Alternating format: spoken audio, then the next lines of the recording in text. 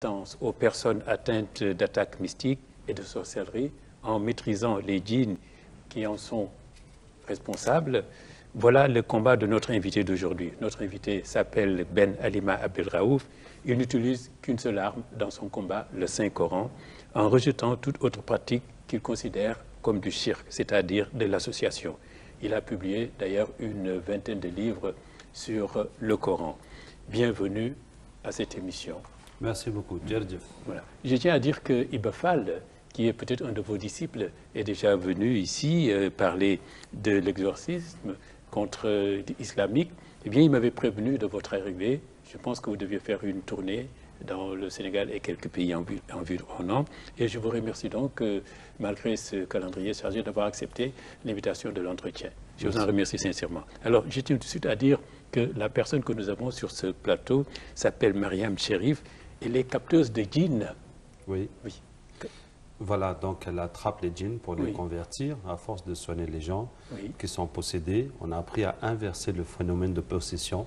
Donc on peut les attraper, les djinns des personnes qui sont malades, pour les faire parler, les convertir. On vous fera la démonstration tout à l'heure. Voilà, tout à l'heure. C'est impressionnant, j'en ai vu hier. Alors pour revenir à vous, vous êtes tunisien. Vous êtes de nationalité française, votre mère est américaine, votre épouse est ivoirienne. Alors voilà, ce qui fait un sacré mélange, un mélange culturel. Et c'est à cause de ce mélange culturel que je vous demande, est-ce que les gens ont raison quand ils disent, eh bien, les questions mystiques de sorcellerie, ça ne se passe qu'en Afrique, c'est l'apanage de l'Afrique? Non, ce n'est pas vrai. Il y en a partout dans le monde. Toutefois, c'est à des degrés différents. En Europe du Nord, en Amérique du Nord, c'est là qu'il y en a le moins, parce que dans leur histoire, ils se sont débarrassés, ils ont tourné le dos donc aux sorcières, à toutes ces choses-là. En Europe du Sud et de l'Est et en Amérique du Sud, il y en a plus. Chez les Arabes, il y en a plus. Chez les Turcs, les Pakistanais, les Indiens, les Chinois, il y en a plus encore. En Afrique, il y en a plus. Et le sommet, c'est dans les îles. Les îles comme Haïti, comme la Guadeloupe, comme aussi l'île Maurice et l'île de Madagascar, c'est là qu'il y en a encore plus qu'en Afrique. Oui. Alors, est-ce qu'au Sénégal, on parle de maraboutage, c'est cela? Oui, le maraboutage est quand même un mot assez vaste qui englobe aussi le fait d'apprendre le Coran. Mais quand il s'agit de gris-gris, de bagues mystiques, de secrets, effectivement, c'est cela. Voilà. Alors, pour précision, vous êtes de formation ingénieur en statistique et en économie. Vous avez embrassé la religion musulmane il y a de cela à 15 ans. Alors, quelle a été la raison de cette conversion? La raison, c'était la recherche d'un idéal. Donc, tout ce que les gens pouvaient chercher dans la vie, je l'avais déjà, étant donné que j'avais mon passeport américain, mon père qui était très bien placé, que j'étais très brillant dans les études. Donc, tout ce pourquoi les gens courent, je n'avais pas besoin de courir, c'était déjà là. Donc, je cherchais un idéal de quelque chose de vérité, de sublime, de beau, qui va aussi aider les gens. Et c'est dans l'islam que j'ai trouvé cet idéal. Avant, j'étais athée, donc je ne croyais en rien, tout simplement parce que je n'en avais pas eu la preuve. C'est une forme d'être cartésien. Et donc, j'ai trouvé ma voie dans l'islam. Brusquement, comme ça, c'est arrivé comment ça? Bon, c'est arrivé qu'un beau jour, il y a 3 personnes complètement différentes qui m'ont invité à faire la prière. Et c'est comme ça que je suis entré dedans progressivement. Oui. Donc, vous voilà donc entré dans la religion musulmane. Et là, vous apprenez le Coran, vous apprenez l'arabe que vous maîtrisez. Et je pensais, vous parliez quand même l'arabe un peu étant d'origine tunisienne. Oui, j'ai appris l'arabe à l'école, donc depuis le début, j'étais assez bon d'ailleurs. Mais c'est quand j'ai commencé à faire les livres et à vouloir traduire, je voulais un diplôme de traducteur. Donc je me suis remis à la fac jusqu'à avoir une maîtrise de langue arabe. C'est toujours utile, surtout dans la traduction. Oui. Alors donc vous êtes là, vous vous lancez maintenant dans l'édition, 20 livres déjà sortis par votre maison d'édition qui s'appelle Le Figuier. Oui. Alors est-ce que ces livres portent sur le Coran ou bien alors sur ce que vous faites, c'est-à-dire aider les gens qui sont victimes de sorcellerie, comme vous dites? Bon, tous les livres portent sur ce que je fais, mais il n'y en a que 2 sur la question d'exorcisme et de djinn. Le reste, c'est des conseils, par exemple, réussir sa vie de famille, par exemple, la voie spirituelle, par exemple, le conseil aux jeunes de Surat Yusuf. Muslim Génération, c'est un roman sur les activités des jeunes. Donc, c'est le vécu que je vivais dans la prédication et la formation de la jeunesse, l'encadrement, Oui. qui a donné ces livres. Oui.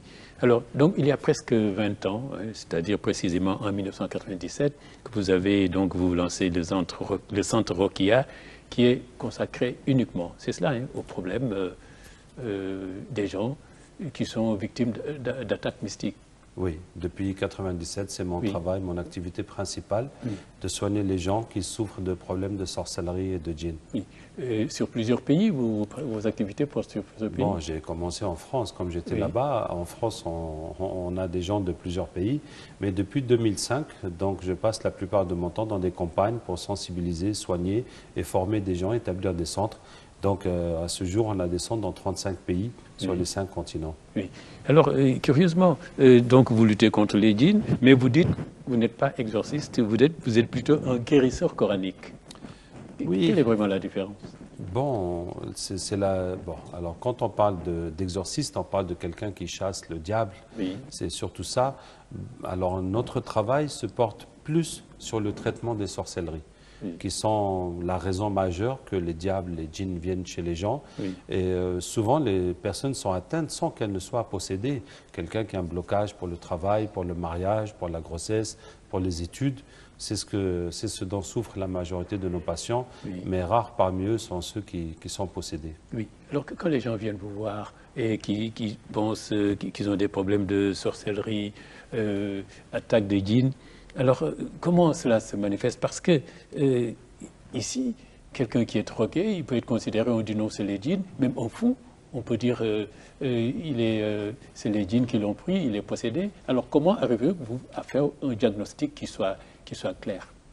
Alors il y a 4 symptômes qui sont mentionnés dans le Coran et qui tracent la frontière entre la normalité de la vie et ce qui est paranormal.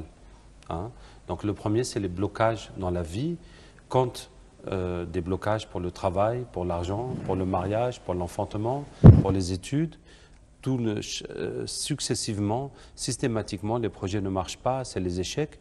Donc quand les blocages sont anormaux et répétitifs, au point où on ne peut pas croire que c'est le hasard, mais on comprend qu'il y a une force mystérieuse qui bloque votre vie. Et c'est ça la sorcellerie, c'est ce qu'Allah dit, on demande à Allah de nous préserver du mal de celle qui souffle dans les nœuds, ça veut dire qu'on a attaché ta vie mystiquement. Tu ne vois rien, mais pourtant ça ne marche pas, il y a quelque chose d'invisible qui est en train de t'empêcher d'avancer. Le deuxième symptôme, c'est les problèmes de santé anormaux. On a des douleurs qui ne finissent jamais, des maux de tête, de ventre, de jambes, de règles, ou bien on a des maladies bizarres que les médecins ne comprennent pas, comme des gens qui ont des plaies qui sont ouvertes depuis des années, autres maladies bizarres. On vous fait des analyses, on dit qu'il n'y a rien, et pourtant vous souffrez. Ça veut dire que cette maladie, les médecins ne la connaissent pas, et les machines ne la voient pas, donc c'est une maladie mystique. Et le troisième symptôme, c'est les états mentaux anormaux. Donc c'est votre mental qui est déréglé. Ça peut être tout simplement les colères, des colères anormales, surtout dans un couple. Quand on est loin, on s'aime. Quand on se retrouve, on se dispute.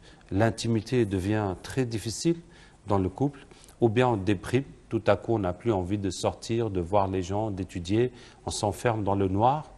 Ou bien on a des peurs, des phobies, on n'arrive pas à s'exprimer devant les gens, ou bien on a des doutes, on oublie, et aussi les hallucinations qui peuvent aller jusqu'à la folie. Oui. Et le quatrième symptôme, c'est les cauchemars. Alors les cauchemars, ce n'est pas un problème en tant que tel, mais c'est un signe, ça veut dire qu'on voit, ça révèle ce qu'on a comme problème mystique. On rêve qu'on est poursuivi, des serpents, des chiens, des bœufs, de l'eau, monter, tomber, des morts, et aussi des rêves sexuels anormaux, qu'on appelle les rapes, les femmes et les maris de nuit. Alors nous en parlons de tout ça. Alors vous parlez de sorcellerie, mais ici on parle tout simplement d'attaque mystique. C'est ça que je disais, le maraboutage. On considère que c'est du maraboutage. Quand un mauvais sort a été jeté sur quelqu'un. Bon, on va dire le maraboutage, si c'est les marabouts qui font ça. Oui. Mais il y a d'autres sociétés où c'est des féticheurs qui le font. Il y a d'autres endroits où vraiment les sorciers n'ont pas de lien avec la religion. Donc le mot technique, en tout cas en arabe, c'est la sorcellerie. Maintenant que celui qui fait soit un marabout ou un pasteur ou un féticheur ou quel que soit un animiste, en tout cas le résultat c'est le même. Oui. Alors vous soignez exclusivement avec le Coran, ça il faut le préciser. Alors moi je me dis que tout le monde devrait le faire. dès lors que c'est par le Coran et qu'on peut l'apprendre, le maîtriser, en connaître les secrets, les arcanes? Effectivement, bon, la condition minimale, c'est de pouvoir lire le Coran. Oui. Donc, au minimum, chacun peut apprendre, et on le souhaite, chacun peut apprendre à se soigner lui-même. D'ailleurs, on va en profiter pour donner une recette à tous nos téléspectateurs. Prenez de quoi écrire. Si vous vous reconnaissez dans ces symptômes ou que vous voyez que les membres de votre famille en souffrent, vous pouvez les traiter comme vous priez, comme tout un chacun prie Dieu de l'aider, de le guérir. Donc, on peut aussi se soigner. Il faut prendre de l'eau, un bidon de 20 litres, et vous lisez dessus la Fatiha, Ayatul Kursi, les 3 dernières sourates, Ikhlas, Falaqi, Nasi, plus 3 versets spéciaux pour enlever les sorcelleries. C'est le verset de Moussa, alayhi salam, avec les sorciers de Pharaon, où Allah dit que Allah détruit la sorcellerie par ses paroles. Et ce sont ces paroles précisément d'Allah Ta'ala qui détruisent les sorcelleries. Donc c'est dans la sourate 7, Al-A'raf, les versets 117 à 122. Et puis sourate 10, Yunus, les versets 81 et 82. Et sourate 20, Taha, les versets 68 à 70. Donc tous ces versets, Fatiha, Kursi, Ikhlas, Falaq, Nas, Araf, 117 à 122, Yunus, 81 et 82, et Taha, 68 à 70, vous lisez 11 fois chacun. Quand vous avez lu ça, cette eau va enlever la sorcellerie, les djinns, le mauvais œil. Vous allez en boire, vous lavez chaque soir avec 1,5 litre. Vous pouvez vous laver dans la douche, mais il faut faire attention de récupérer l'eau dans une bassine pour jeter dehors, dans un endroit propre, ne pas laisser aller dans les égouts.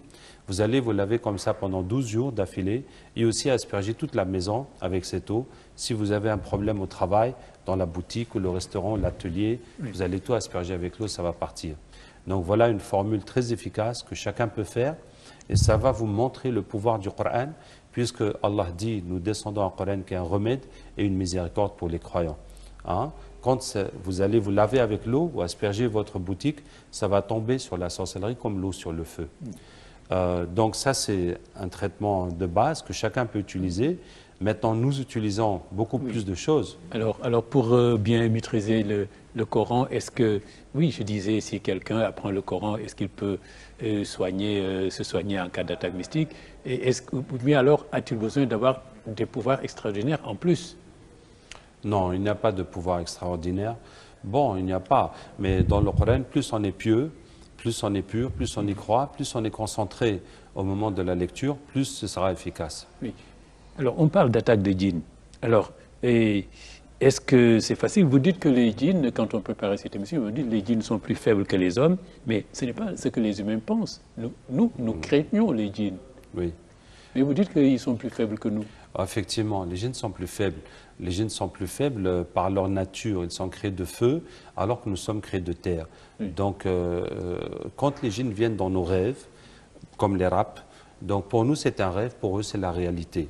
Donc notre rêve c'est leur réalité. Quand le djinn parle dans ta tête, il fait le waswas pour te diriger vers le mal. Pour eux c'est des paroles, pour nous c'est des pensées. Donc les paroles pour eux, ça vaut des pensées pour nous. Quand nous lisons le Coran, on parle, ça va les brûler, ça peut même les tuer. Donc les paroles pour nous, ça vaut des actes pour eux. Donc c'est comme ça que les djinns sont dans un monde inférieur. Et en fait, ils ne peuvent pas influencer beaucoup dans notre vie, mais ils nous donnent l'illusion de nous faire peur ou de nous faire espérer des choses. N'ont-ils pas des pouvoirs extraordinaires que nous n'avons pas? Par exemple, ils sont beaucoup plus nombreux que nous, on le dit. Alors deuxièmement, c'est des êtres, on les dit, surnaturels, ce qui suppose qu'ils ont des pouvoirs que naturellement nous on n'a pas, qu'ils nous voient sans qu'on puisse les voir. Mais c'est des positions de puissance par rapport à nous. Et vous dites qu'ils sont plus faibles que nous. Effectivement. Mais si vous voulez, c'est comme si on dit que les chiens ont des pouvoirs que nous n'avons pas. Leur odorat est beaucoup plus développé, leur ouïe est plus développée. Si vous arrivez à élever, par exemple, pour aller à la chasse, le chien est beaucoup plus efficace que l'homme pour amener le gibier. Bon, effectivement, il a des avantages. Mais c'est l'homme qui domine quand même. L'homme peut apprivoiser le chien et l'homme a l'intelligence de dominer la situation. Quand Allah a voulu créer Adam, alayhi salam, il a dit aux anges, je vais mettre un calife sur terre. Alors que les djinns étaient déjà sur terre. Donc c'est l'homme qui est le calife d'Allah, ce n'est pas les djinns. Et dès qu'Allah a créé Adam, Allah a ordonné à Iblis de se prosterner devant Adam. Et pas l'inverse. Iblis était le meilleur des djinns. Et Allah lui dit, voilà, maintenant c'est lui qui va être ton maître. Et il va descendre sur terre, vous serez derrière lui. Iblis a refusé. Toutefois, c'est la position que l'homme a donnée par rapport au djinn. En tout cas, on va vous expliquer que, quelle que soit la façon qu'un djinn attaque un homme, on peut toujours le dominer, on peut même le tuer. Oui, oui, bien sûr. Oui, on Le en plus parlera. souvent, Oui, oui. le plus souvent, les djinns attaquent l'homme dans le rêve. Alors, moi, je veux avant cela qu'on parle des différences fondamentales entre eux et nous. Par exemple, il faut se transformer. Oui. Parce que nous, on est omnibulés, on les craint, parce qu'on pense qu'ils ont une grande puissance. Vous venez de dire le contraire, ils sont faibles devant nous. Oui, effectivement. Nous allons vous prouver ça. Oui. Effectivement, les djinns peuvent se transformer en humain, en serpent, en chien, en oiseau, des fois. Bon, c'est rare, mais ça arrive. Alors, il faut savoir que quand le djinn fait ça, il devient extrêmement vulnérable quand il fait ça. Hein? Donc, si tu tues l'animal, le djinn est mort. Et si tu l'attrapes, il devient ton prisonnier aussi. Il ne peut plus s'enfuir. C'est arrivé au temps du prophète sallallahu alayhi wa sallam. Mais je vais vous dire très simplement, si vous êtes dans une maison et vous voyez tout à coup un serpent, ou un hibou, ou un margouillat, ou quelque chose qui vous effraie et qui a l'air mystique, qui a l'air anormal, alors il faut savoir que le djinn ne peut pas apparaître ou disparaître si tu le regardes. Oui. Donc, une fois qu'il est là, tu vas le regarder fixement et il ne peut plus partir. Et là, tu vas lire Ayat al-Kursi, et si c'est un mauvais djinn qui est venu te faire du mal, tu vas lire jusqu'à ce qu'il meure, et ce sera fini. Alors, il y a des différences fondamentales entre eux et nous, par exemple. Entre eux et nous? Oui. Oui, les différences fondamentales, c'est le corps. Nous sommes créés de terre, nous sommes soumis à des lois physiques.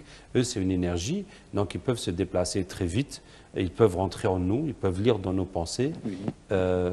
Sauf que leur raisonnement est moins que le nôtre, ils sont moins intelligents et constructifs. Mais par contre, ils n'oublient pas. Ils n'oublient pas. Oui, ils n'oublient pas. Donc un djinn qui a vécu des siècles et des siècles peut te raconter tout ce qu'il a vécu. Oui. Hein, ils vivent plus longtemps que nous, donc ils peuvent vivre des milliers d'années. Voilà. Oui. Mais les djinns ne transforment pas la nature. Donc ils vivent dans les endroits qu'ils trouvent. Oui. Alors, leurs attaques, vous m'avez dit, ils nous manipulent, ils nous dupent par le rêve, par exemple. Oui, alors ils nous attaquent dans le rêve. Si vous rêvez que vous êtes attaqué par un chien, un serpent, etc., c'est comme ça qu'ils nous attaquent, aussi les maris de nuit, les femmes de nuit. Si dans le rêve, vous vous rappelez de dire Bismillah, Allahu Akbar, ou de lire le Coran, ça va le bloquer, il va s'enfuir.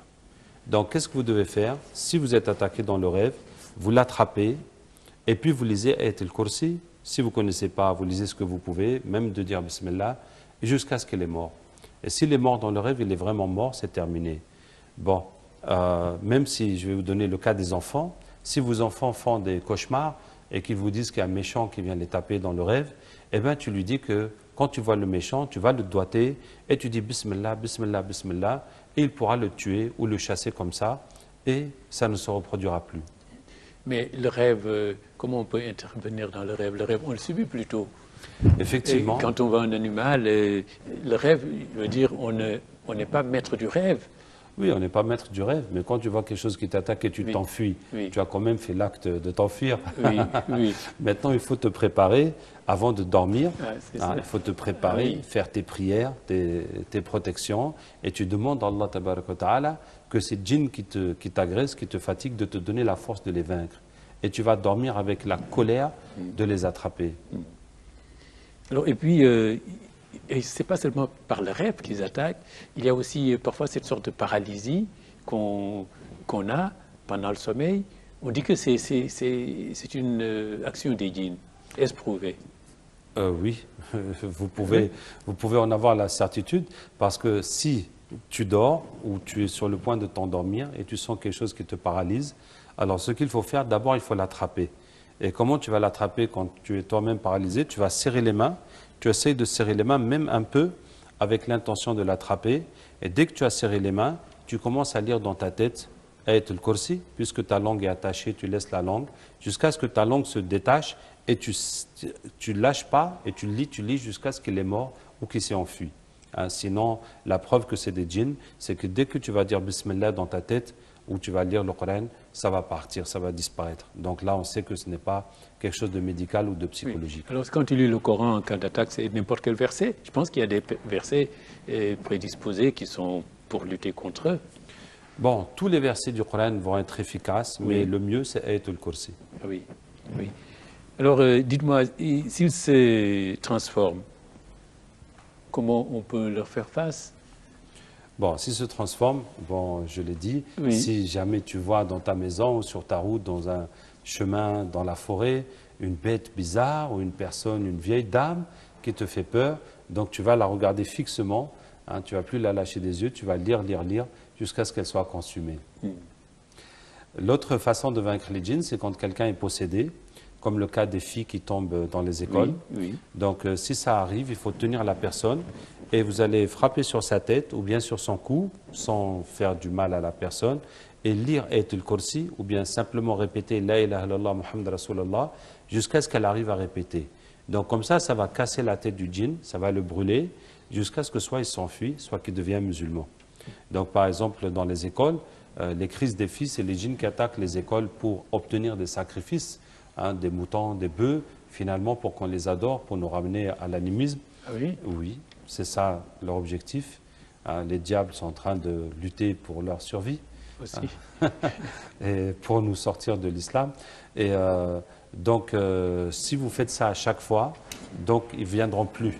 C'est comme si des enfants viennent voler, puis on les attrape, on les chicote à chaque fois, donc ils ne viendront plus. Alors donc, ils peuvent nous amener, ils nous dupent à ne pas utiliser le Coran contre eux, mais à leur faire des sacrifices, Oui. ce qui les fortifie. Effectivement. Ah oui. Et souvent, quand ils demandent ces sacrifices, par exemple, bon, on a fait une tournée en Guinée-Conakry, Oui. parce que le problème des crises dans les écoles, c'est dans toutes les écoles. Donc, on a travaillé avec le ministère de l'Enseignement et le secrétariat national des affaires religieuses. On a fait plus de 80 écoles. Et les djinns viennent les lundis et jeudis et vendredis, qu'il y a les crises, parce que c'est les jours qui sont plus favorables à l'adoration. Le vendredi, puis lundi, jeudi, c'est aussi pour le jeûne et la salade sur le prophète, sallallahu alayhi wa sallam, pour faire croire que c'est quelque chose d'islamique, Oui. qu'on devrait ces jours-là aussi faire des sacrifices pour les djinns. Mais alors, il y aurait de leur part un vrai combat de positionnement. Ils ne veulent pas se laisser vaincre, ils résistent. Ils sont plus nombreux. Bon, en tout cas, si vous étiez avec nous il y a 2 jours, Oui. on était à Rufisque et là on a capté pour les khams, pour les baobabs Oui. qui sont là. Et vraiment, le djinn est venu avec beaucoup de force. Il dit que lui, son travail, c'est de tuer tous ceux qui veulent laisser les khams et tous ceux qui s'y opposent. Hein, tous ceux qui disent qu'il faut laisser les khams. Donc effectivement, les diables, ils vont tout faire pour défendre leurs acquis de fétichisme. Mais alhamdoulilah, il s'est converti et il a dit que maintenant, son travail, ce sera au contraire de combattre ceux qui adorent les khams. Oui. Alors, dites-moi, quand ils attaquent les filles dans les écoles, c'est souvent que ça se passe. C'est les filles qui tombent Oui. en transe, tout ça. Alors, parce qu'elles sont plus vulnérables? Alors, pour plusieurs raisons. D'abord, la sorcellerie est plus une question de jalousie que d'intérêt. Et cette jalousie s'exerce plus entre femmes. Donc, c'est les femmes qui en font le plus et qui en subissent le plus. Deuxièmement, parce que les sorciers utilisent plus les djinns mâles que les djinns femelles. Et ces djinns aiment les femmes pour abuser d'elles en même temps. Troisièmement, parce que les femmes sont plus émotives. Une femme a peur plus facilement, elle pleure aussi plus facilement. Donc un djinn chez une femme peut la posséder plus facilement que si c'était un homme. Bon, il y a aussi la question de l'habillement. La question de l'habillement vient en plus, parce qu'une femme qui s'habille mal, d'une façon qui n'est pas couverte, d'une façon qui attire les hommes, donc ça lui fait des péchés à longueur de journée et ça renforce les djinns qui est avec elle. Ils se nourrissent de ces péchés. Donc, ce qui fait qu'ils sont bien plus à l'aise chez une femme. Oui. Et vous m'aviez dit aussi, Ben Halima Abdelraouf, quand on préparait cette émission, qu'on peut donc leur faire face. C'est ce que vous dites depuis qu'on discute dans cette émission. Vous dites même qu'ils sont plus faibles que nous, qu'on peut leur faire face et ne pas avoir peur d'eux, et puis les attaquer, changer le rapport de force entre eux et nous. Oui, On peut y parvenir. donc c'est ce qu'on peut faire, comme on a dit, dans le rêve, ou bien quand on est paralysé dans le sommeil, quand ils apparaissent devant nous, quand quelqu'un est possédé. Et l'autre façon, c'est la façon mentale.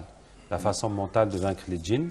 Par exemple, si vous avez des maris de nuit qui vous embêtent, eh ben, tu vas lui parler, vous allez lui parler avant de dormir.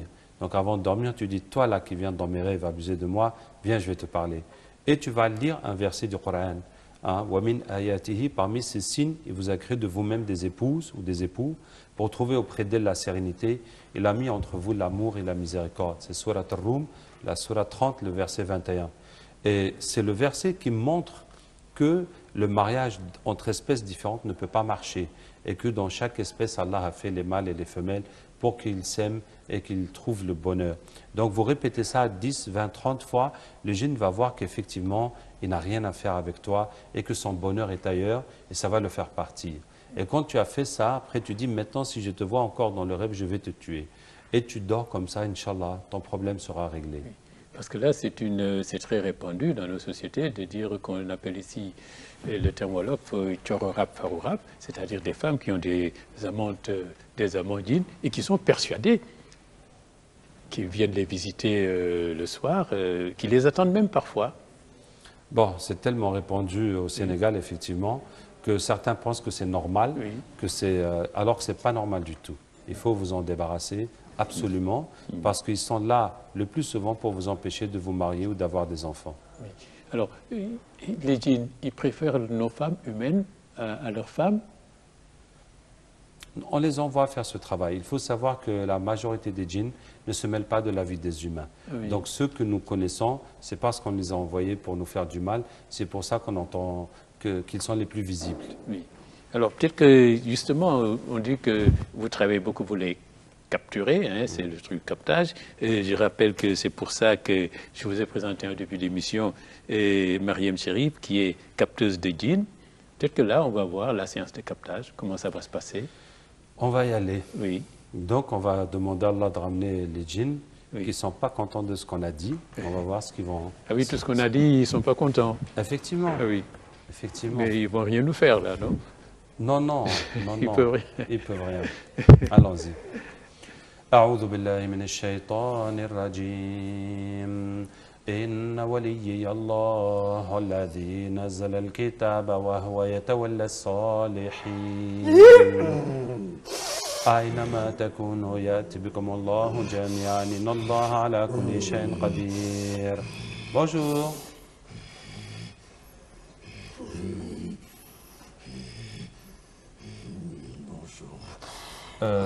Tu étais dans le studio. Oui, bien sûr. Qu'est-ce que tu fais ici? Non, moi, par contre, moi, je dors ici. Ah, tu dors ici. Mais qu'est-ce que tu fais dans le studio, à part dormir? Je suis chargé de surveiller tous ceux qui ont des pactes avec nous. Tu surveilles tous ceux qui ont des pactes avec vous. Voilà. Tu veux dire des bagues, des gris-gris, Oui, c'est ça. qui vous font des sacrifices. Voilà. Donc tu surveilles tous les employés ou les visiteurs qui ont des Voilà, pactes et avec puis vous. je suis chargé de me rassurer qu'ils reviendront toujours nous en faire. Ah, il faut qu'ils reviennent chaque fois vous faire des sacrifices. C'est ça. Donc quoi, il faut qu'ils aient des problèmes pour vous faire des sacrifices à chaque fois? C'est ça, c'est bien ça. Ah. Nous leur mettons dans une situation, nous leur mettons contre le mur et puis ils reviennent vers nous trouver protection. Vous les mettez toujours dans l'impasse pour qu'ils reviennent chercher vos services à chaque fois. C'est ça. Et tu es ici, tu dors, tu surveilles que tout le monde va régulièrement vous faire des sacrifices et faire des choses. C'est ce que nos maîtres nous demandent de faire. Vos maîtres vous ont envoyé pour faire ce travail. C'est ça. Vous assurez que les clients reviennent tout le temps. Voilà, et qu'ils s'en vont pas ailleurs. Qu'ils Ah. ne viennent pas chez vous de toute façon. Qu'ils ne viennent pas chez nous Voilà. et qu'ils n'aillent pas chez d'autres marabouts C'est ça. pour fidéliser leurs clients. N'est-ce pas? Oui. D'accord, d'accord. Tu peux nous dire quelle est ta relation avec Iblis? Oh, devant tout ce monde. Oui, devant tout ce monde. Bon, tu peux me dire à l'oreille si tu préfères. Voilà, je Oui. préfère. Vas-y. Voilà. Uh-huh. Voilà, c'est le père, nous, c'est le Ah, c'est votre père. Voilà, nous, les livres, qui ne le savent pas. Pardon, pardon? Nous, les livres à notre père, mais ils ne savent pas. Vous les livrez à votre père, mais eux ne savent pas. Voilà, c'est ça. Ils ne savent pas que vous travaillez pour le diable. C'est ça. Eh bien, merci beaucoup de cette confidence. Pardon? Voilà, on a fait croire que tout ce qu'ils font, c'est islamique. Vous leur faites croire que tout ce qu'ils font, c'est islamique, Voilà, alors que c'est pour le diable. voilà. Eh bien, On explique que ça restera entre nous. oui, ça reste entre nous, bien sûr. Je vais te dire quelque chose quand même. إن الشيطان لكم عدو فاتخذوه عدوا إنما يدعو حزبه ليكونوا من أصحاب السعير. Ça, il nous l'a jamais dit. Qu'est-ce que tu as vu? إن الشيطان لكم عدو فاتخذوه Il عدوا. nous a jamais dit qu'il a été là-haut. Il nous a jamais dit. Voilà. Qu'est-ce que tu vois? إن الشيطان لكم عدو فاتخذوه عدوا. Qu'il a trahi tout le monde. Il a trahi tout le monde. إنما يدعو حزبه ليكونوا من أصحاب السعير. Ça aussi, Oui. Qu'est-ce que tu vois? Explique-nous. il a refusé de se prosterner, c'est ça. وإذ قلنا للملائكة اسجدوا Il لآدم nous a jamais فسجدوا dit ça. إلا Il nous a jamais dit إبليس ça. كان من الجن ففسق عن أمر ربه أفتتخذونه وذريته أولياء من دوني وهم لكم عدو. Alors c'est lui-même qui s'est égaré, alors c'est lui qui a refusé. Alors c'est lui qui a refusé d'être guidé. Il nous a jamais dit ça. Il nous a jamais dit وإذ ça. قلنا للملائكة اسجدوا لآدم فسجدوا إلا إبليس كان من الجن ففسق عن أمر ربه أفتتخذونه وذريته Il أولياء a toujours من refusé دوني. que vous soyez au-dessus de nous. D'accord. Est-ce que tu acceptes d'être musulman, nom d'Allah? Et puis toi tu seras au-dessus de nous. C'est Allah qui est au-dessus de nous tous. وما خلقت الجن والإنس إلا ليعبدون.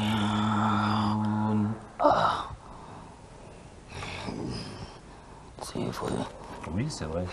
وما خلقت الجن والإنس إلا ليعبدون. Donc أشهد أن لا إله إلا الله وأشهد أن رسول الله صلى الله عليه وسلم. Comment tu te sens maintenant? Il sent mieux, mais il nous a trahis. D'accord. Avant de te libérer, est-ce que tu peux dire à moi tous les gens qui ont l'habitude de faire des pactes avec vous? De leur dire. De toutes les façons, c'est qu'ils savent pas, ils perdent tous leur temps. Parce que nous, on est jeunes, on leur donne rien du tout. Nous, on prend plus auprès d'eux que nous, on leur en donne, on leur rien du tout. Tous ceux qui viennent porter des bagues, des gris-gris, faire des sacrifices, vous leur donnez rien, Voilà. vous prenez plus encore dans leur vie. Voilà, c'est ça. Et puis tous ceux qui nous demandent des services, tous ceux qui nous demandent la réussite, et puis tous ceux qui veulent évoluer également, on ne leur donne rien du tout. Du tout. Voilà. Nous, par contre, en échange, nous, on se sert.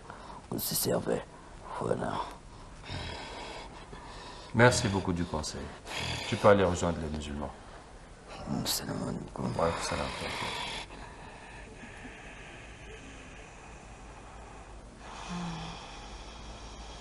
Et voilà, il est parti. Alors, Mariam Chéri, capteuse de djinn, c'était pas elle, c'était un djinn. C'est un djinn qui est venu, avec qui nous avons discuté. Oui, qui a dit qu'il dort ici, Oui, il dans dort le ici. studio de la Oui. Lozès. Il dort, bon, ça veut dire que les djinns passent la plupart de leur temps en hibernation. Oui, Et puis ils interviennent quand ils ont quelque chose à faire et après Oui. ils se mettent en veilleuse. oui, Ils attendent le moment d'intervenir. oui. Alors, ce qui s'est passé, donc voilà, c'est un djinn qui a parlé, on a suivi la conversation. Donc, quand on les vainc, on les capture, on les vainc, et puis, avec ce que vous faites, soit vous avez dit tout à l'heure, on pouvait les tuer, mais alors là, on ne l'a pas tué, on l'a ramené, À il est l'islam. devenu à l'islam. Oui, effectivement. Voilà. Le Coran agit directement sur les djinns. Vous voyez, elle ne comprend pas l'arabe, mais le djinn, même s'il ne comprend pas l'arabe, il va comprendre les versets du Coran Oui. et ça va agir sur son être jusqu'à ce qu'il devienne musulman. Oui. Alors, un djinn musulman, quel est Un djinn l'avantage? musulman, Oui. ben, il va adorer Allah comme nous autres. Maintenant, comme Iblis aussi. Mais il y a des musulmans qui ne sont pas gentils. C'est pas parce que le fait qu'il soit musulman, ce sera qu'il sera un bon djinn gentil. Oui, alors regardez, les djinns sont créés de feu. Oui. Le feu peut aller vers le noir ou vers la lumière. Oui. Donc quand ils font du mal, ils deviennent noir, noir, noir comme le diable. Quand ils font du bien, ils deviennent lumière, lumière, lumière comme les anges. Oui. Ainsi, Iblis, avant de désobéir à Allah, était parmi les anges. Donc quand il fait du bien, il devient lumineux. Chaque fois qu'il fait une bonne action, ça augmente sa lumière. S'il fait du bien, il devient ténébreux. Donc si un djinn est musulman, mais qu'il désobéit, il va devenir noir. Finalement, c'est comme s'il n'est pas musulman. Donc on parle des djinns qui deviennent blancs, et à force de faire du bien, ils deviennent comme les anges. Donc là, forcément, ils ne font pas de mal. Et donc là, quand ils sont des djinns musulmans, on ne peut plus les utiliser pour la sorcellerie, comme vous dites. Effectivement. Ils se détournent de cela. Oui, ils se détournent de cela. Oui. Donc votre action, c'est ça la finalité. Oui, on convertit les djinns dans l'islam, ça, Oui. ça va détruire aussi les sorcelleries, les pactes qui sont faits, ça va affaiblir tout le mal, tout le satanisme Oui. qui est chez les gens. Oui. Alors si on voit le pouvoir du Coran, toutes les religions, c'est un peu, quand on regarde dans les films, on voit comment le diable, au vu de la croix, se consume au fût. C'est à peu près la même croyance là. Oui, bon, c'est la parole de Dieu. Oui. C'est la parole de Dieu. Bon, nous croyons, bon, je ne peux pas dire l'effet Oui. de la croix sur les djinns, Oui. mais en tout cas, c'est la parole d'Allah qui les fait reculer puis qui les convertit. Oui. Alors, donc vous conseillez, vous pratiquez l'utilisation du Coran pour lutter contre la sorcellerie, contre les méfaits des djinns, mais vous mettez en garde contre le shirk, c'est-à-dire donc éviter le shirk. Vous le dites aux musulmans. Oui, effectivement. Le Coran, mais pas le shirk, l'association. Oui, pas le shirk. Oui. Donc il y a des pratiques que les gens pensent être de l'islam, alors que c'est tout le contraire. Oui. C'est exactement ce qu'il Oui, disait. oui. On leur fait croire que c'est l'islam, alors que c'est du satanisme. Hein, c'est vraiment le terme. C'est les diables qui sont derrière. Le premier, c'est les sacrifices pour les djinns. Oui. Si on vous dit d'égorger un bœuf noir ou un mouton noir ou une poule rouge, Oui. ou d'enterrer un animal vivant, de Oui. verser le lait dans le fleuve ou la nourriture sur la route, Oui. ce n'est pas une adoration de Dieu, c'est pour les diables. Oui. Hein. Et de leur faire ces sacrifices, c'est une adoration. Vous avez vu les rues de Dakar le matin, des œufs qui sont cassés là, des tas de choses, oui.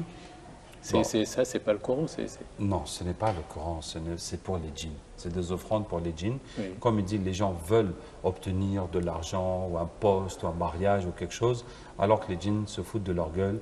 Oui. Et puis au contraire, ils vont se servir dans leur santé, dans leurs enfants, dans toute leur vie. Oui. Et puis ils vont les affilier au diable par ces actes. Le deuxième pratique, c'est utiliser les noms de djinns dans les dhikr, dans les doigts. Oui. Donc si on vous donne un dhikr avec des noms bizarres, il ne faut jamais utiliser ça. Parce que les noms de Dieu, c'est ce qui est venu dans le Coran, c'est ce qui est enseigné par le prophète sallallahu alayhi wa sallam. Personne ne peut inventer ou amener un autre nom de Dieu qu'on n'a pas connu. Donc à chaque fois, c'est des noms des diables. Et le troisième, c'est les bagues et les bracelets de chance et de protection. Oui. Si on te dit que cette bague, ça va te protéger, c'est aussi un pacte avec les djinns, hein, avec les diables. Parce que sinon... Même quand on a mis des écritures coraniques dessus, sur ces bagues qu'on porte... Mais tu n'as qu'à prendre toi-même une bague et lire Qul Huwallahu Ahad dessus 1000 fois et porter. En quoi ça peut te protéger? Ce n'est pas comme ça. Le prophète nous dit qu'il faut le lire 3 fois après Subh, après Maghrib, avant de dormir, les 3 Qul, et ça va te protéger. Ce n'est pas en lisant sur des objets. Sinon, on va prendre le tapis de l'imam, là où il prie, où il lit, à chaque jour. Donc on va se disputer pour chacun avoir un petit bout pour se protéger, mais on sait que ce tapis ne va pas nous protéger, encore moins les bagues. Et le quatrième, c'est les gris-gris, hein, qu'on attache pour se protéger.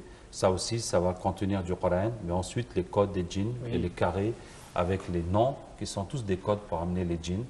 Et le cinquième, c'est de visiter les tombeaux des saints pour demander leur aide, alors que quelqu'un qui est décédé ne peut plus t'aider.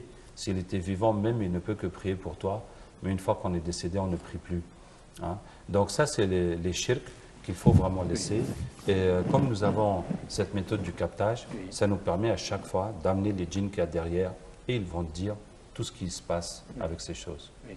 Et le djinn a dit par l'intermédiaire de la voix de Mariam Sherif que ceux qui portent les cris-cris, nous leur donnons rien en fait. Oui, rien. Hein? Rien. Et les sacrifices disent, ils nous donnent mais nous leur apportent rien, nous pouvons rien pour eux. Au contraire, nous nous servons dans leur vie. Oui. Bon, le plus que les djinns peuvent faire pour toi, c'est un déplacement de ta chance.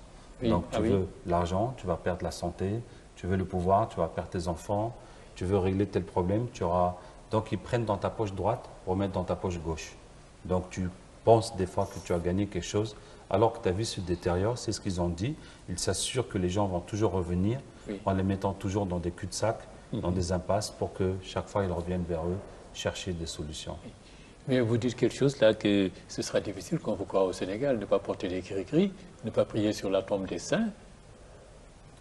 Bon, Je parle de prier Dieu, mais si c'est de se prosterner devant la tombe, effectivement, on ne peut pas se prosterner. En tout cas, si on est musulman, on ne peut pas. Bon, je ne peux que dire ce que l'islam dit, ce que Allah Ta'ala et le prophète sallam dit, mais à tous ceux qui souffrent, voilà, vous pouvez vous soigner vous-même avec le Coran. C'est une méthode transparente, gratuite, c'est le Coran. Donc faites-le vous-même, vous allez en sentir les bienfaits. Nous enlevons les djinns toute la journée. Beaucoup de patients viennent nous voir avec des gris-gris. Ceux qui ne sont pas convaincus, on va ramener devant eux les djinns qui sont avec les gris-gris. Eux-mêmes vont dire qu'est-ce qu'ils font à cette personne. Et alors, vous dites avoir trop recours aux djinns, c'est leur donner tout simplement de la force, de la puissance. Oui, effectivement. Bon, si on prend le cas des filles qui tombent dans les écoles, pour qu'on leur fasse des sacrifices. Si on accepte de faire ces sacrifices, c'est comme si quelqu'un a kidnappé ta fille, il te dit je te la rends à condition que tu me donnes la clé de la maison. Donc si tu lui donnes la clé de la maison, maintenant il va faire tout ce qu'il veut dans toute la famille, tu ne pourras même pas l'empêcher, c'est toi-même qui l'as accueilli chez toi. Donc ça va leur donner plus de pouvoir, ils vont rentrer de plus en plus dans la vie de la personne. Et quelqu'un me disait il y a 2 jours dans une conférence, mais est-ce que les gris-gris, ça n'apporte pas la richesse? Il disait, mais si ça apportait la richesse, l'Afrique serait le continent le plus riche du monde. Or qu'on sait tous que ce n'est pas le cas. Vous avez vu, même dans le sport, les gris-gris, il y a des budgets votés pour les équipes qui vont en compétition sportive. Donc les gris-gris, c'est pour ça que j'ai dit, on y croit. Oui, mais effectivement, ça peut vous donner quelque chose de ponctuel. Mais si tu veux gagner un match, par exemple, il y a des gens qui vous promettent de gagner le loto. Alors la question, c'est pourquoi il ne gagne pas le loto lui-même? Puisqu'il peut te faire gagner le loto, mais il n'a pas besoin de dire ça à personne. Il n'a qu'à gagner le loto lui-même. Pourquoi aller se vanter? Parce que c'est un échange. S'il gagne le loto, soit il aura un cancer, soit un de ses enfants va mourir. C'est comme ça. Et donc, il va te donner, toi, à gagner le loto pour que tu gagnes le cancer en même temps. Et toi, tu vas lui payer 100 000 ou 200 000, sa commission, et puis c'est tout. Parce que donc, c'est la même chose pour le sport. On pourrait faire, mais après, soit tu auras une mort prématurée, quelque chose de pire va t'arriver. Parce que les djinns ne font rien pour rien. Quand on a recours à eux, on s'affaiblit, on dépend d'eux. Et la conclusion aussi, c'est qu'ils font rien pour rien, comme vous venez de le dire. Bon, d'abord, ils ne peuvent pas faire quelque chose pour toi, si ce n'est de déplacer ta chance. Mais en plus, ils vont prélever leur part dedans. Donc, forcément, ce que tu pourrais obtenir, c'est beaucoup moins que ce que tu vas perdre, mais tu t'en rends pas compte. Alors, est-ce que vous pensez c'est dans la mentalité des gens, justement, parce qu'ils y croient dur. Est-ce que vous pensez que ça peut avoir ça a une conséquence, peut-être une petite influence sur ce sous-développement dont on parle, certains aspects? Oui, parce que, bon, la sorcellerie peut bloquer la vie d'un individu, ou sa santé, ou affecter son mental, l'empêcher d'étudier. Donc, s'il y en a beaucoup, ça va affecter la vie de tout le monde. Ça va affecter la vie de tout le monde. Donc, effectivement, des fois, les problèmes mystiques deviennent des problèmes publics. Par exemple, on va trouver des villages où toute la chance est bloquée, où aucun jeune de ce village n'arrive à s'en sortir. Tous ceux qui vont à l'aventure ne réussissent pas. Même les gens qui viennent de l'extérieur pour faire des projets n'arrivent pas. On a eu des villages où le courant n'arrive pas et les djinns disent que non, ils préfèrent rester dans le noir. Ils n'aiment pas la lumière. Donc, ils font tout pour que l'électricité n'arrive pas. D'autres villages où le goudron, la route n'arrive pas, pour que le village soit isolé, qu'une fois que tu es parti là-bas dans cette route affreuse, tu n'as plus envie de refaire ce chemin une autre fois. Des fois, c'est des projets de l'État qui n'arrivent pas, comme des barrages ou des ponts, pour vraiment libérer, aider les populations qui sont bloquées. Des fois, c'est des zones qu'on n'arrive pas à construire ou qu'on n'arrive pas à cultiver. Des fois, c'est des guerres qui ne finissent pas, parce que la guerre, ça fait vraiment l'affaire des diables. Il y a toutes sortes de péchés qui vont avec la guerre, notamment. Les gens de tous côtés, de toute confession, vont chercher des protections mystiques, des antiballes. Donc vraiment, le business des sorciers, il est au maximum. Et bon, sans compter tous les péchés annexes qui viennent avec les guerres. Des fois, c'est les écoles où les filles tombent, comme j'ai dit. Mais pourquoi ces écoles où les filles tombent? Parce que les gens ont l'habitude de faire des sacrifices pour les djinns. Donc, ils sont prédisposés à accepter cette solution. Ah, mais là où les gens ne font pas, donc les djinns ne vont pas faire parce qu'ils savent qu'à l'arrivée, personne ne va leur faire de sacrifice de toute façon. Voilà. Oui. Et quand les projets sont bloqués, parfois, les gens, ils ont recours à ça. Effectivement, les projets sont bloqués. On leur dit qu'il faut envoyer des Et bœufs, oui. hein, etc. Oui. Et nous, notre travail, on se déplace sur les lieux. Oui. Soit on travaille avec les populations, soit Oui. avec les autorités, Oui. soit avec les médias, parce Oui. que les médias sont très intéressés à donner l'aspect mystique des choses. Et on va amener les djinns qui sont là, Oui. et puis on va leur faire dire quel est leur problème Oui. pour les convertir et puis laisser la route aux gens. Oui. Et ça se capture facilement, un djinn, là, parce que là, moi, ça fait la deuxième fois que j'y assiste. Ça se capture facilement? Bon, une fois qu'on a le capteur, une fois que la Ah oui. technique est rodée, Oui. ça devient facile. C'est Oui. même déconcertant de facilité. Oui. Sauf que quand c'est des djinns qui sont très durs et très féroces, Oui. bon, on risque d'avoir une bagarre. Ah oui. Oui, ils vont se lever. Oui. Bon, une fois, on était en direct à la télévision, il y avait une table en verre, et le djinn s'est énervé, il a dit « Non, c'est pas possible ». Plac, il a fracassé la table, c'est tombé en 1000 morceaux. Oui. Hein. Donc eux, ils n'ont pas de respect pour le... Et puis vous voyez, en tout cas, vous avez vu vraiment que leur mentalité, elle est manipulable. Oui. Hein, parce qu'il dit non, je ne peux pas dire devant tous les gens que je travaille pour le diable. Je dis bon, tu me dis à l'oreille, Oui. mais alors que nous, on sait très bien, un petit enfant Oui. aurait pu repérer la ruse. Oui. Hein, mais alhamdoulilah, Oui, on c'est a pour- donc cet Oui. avantage. C'est pour ça que vous dites notre mental est plus développé que le Oui, leur, peut-être. oui, Ils n'ont vous pas avez plus de vu. mental que nous. Voilà, vous avez vu avec quelle facilité Oui. on l'a manipulé. Oui. Donc, si on fait la conclusion de cette émission, il ne faut pas avoir peur d'eux. comme Non, vous on dites. a peur d'eux par habitude, pour Oui. les histoires qu'on a racontées. Oui. Il faut dire que quand on est soi-même dans le shirk, Oui. quand soi-même on porte les gris-gris, on fait les sacrifices pour les djinns, on n'a plus aucune protection, Oui. donc on est à leur merci. Oui. Donc c'est là qu'on est en position de faiblesse. Oui. Alors, on a deux choix, soit de continuer à se soumettre indéfiniment, soit de rompre avec ça et retourner vers Dieu, utiliser le Coran, et on va prendre sa situation en main et on n'aura plus besoin d'eux. Mais pour quelqu'un, pour un musulman qui n'a jamais versé dans ça, il n'a pas besoin d'avoir peur d'eux. Quelle que soit la façon que les djinns vont venir dans ta vie, on peut toujours les vaincre. Maintenant, si c'est des humains qui te font la sorcellerie, on peut aussi les vaincre de la même façon dans le rêve. Je vous raconte une histoire très vite. C'était une jeune fille, une de ses grand-mères lui faisait la sorcellerie et la vieille est venue dans son rêve avec un couteau pour la poignarder et la fille lui a arraché le couteau et l'a poignardé et la vieille s'est levée le matin, elle a vomi du sang pendant 3 jours puis elle est morte. Hein? Donc même si c'est un humain qui te fait du mal mystiquement, tu n'as qu'à prier Allah de te donner la force de le vaincre, comme lui il a demandé au diable. Toi tu vas demander à Allah de faire sa justice et tu vas le chercher pour le vaincre. Et quand tu auras fait ça, personne n'osera plus t'en faire, parce qu'ils sauront que ça va se retourner contre eux. Oui. Alors, je sais que vous faites des conférences, hein, vous rencontrez des gens, vous allez à l'intérieur. Alors, est-ce que les gens sont sensibles à ces discours? Est-ce que ils se détournent de ces pratiques quand même quand vous parlez avec eux, quand vous faites des captures de djinns devant eux? Les gens sont sensibles au discours et sont beaucoup plus sensibles aux captures de djinns. Ah oui. Quand on ramène les djinns et qu'ils voient que les djinns parlent et qu'ils disent ce qui se passe, là, ça va les choquer, ça va les bouger beaucoup plus Oui. que le simple discours. Je vous remercie vraiment d'être venu, Ben Alima Abdel Raouf.